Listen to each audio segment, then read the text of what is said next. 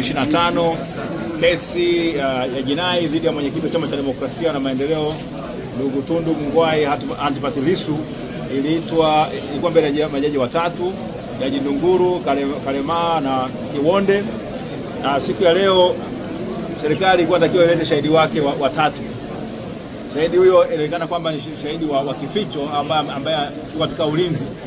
Mara tu baada ya huyo serikali kusema kwamba au jamhuri kusema inataka kumtoa shahidi atoe ushahidi wake katika kizimba, mwenyekiti wa chama chetu Tundu Antipas Lissu aliwasilisha pingamizi akipinga kwamba huyo shahidi na mashahidi wote wale ambao wanadaiwa kwamba wamepata kinga ya mahakama wasiweze kuonekana, kwamba hana sifa hiyo, hajawahi kupata kinga hiyo ya mahakama, kwa sababu ile amri ya Jaji Mtembwa haikutoa zuio kwamba au haikutoa kinga kwamba huyo mtu afichwe katika kizimba maalum.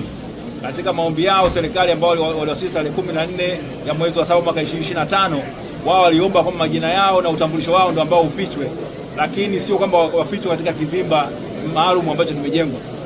Na sheria iko wazi, ile kanuni ambazo zimetungwa mwaka huu mwezi wa 7 zinasema kwamba inabidi mtu anayetaka kutoa ushahidi kwa kificho, hicho kizimba chake maalum lazima kiwe sawa, kinamwonyesha kwamba asionekane kwa upande wa watu ambao wako mahakamani, lakini aonekane kwa jaji na au hakimu ambaye anasikiliza kesi.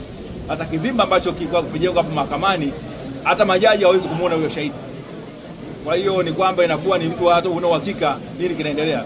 Msingi mkubwa wa jaji kumuona shahidi au mtu anayetoa ushahidi kwa kificho ni kwamba wao waweze kujua ni nani na waweze kuhakikisha kwamba jeje anapokaa pale mahakamani kuaminika kwake kunakuwa kukoje.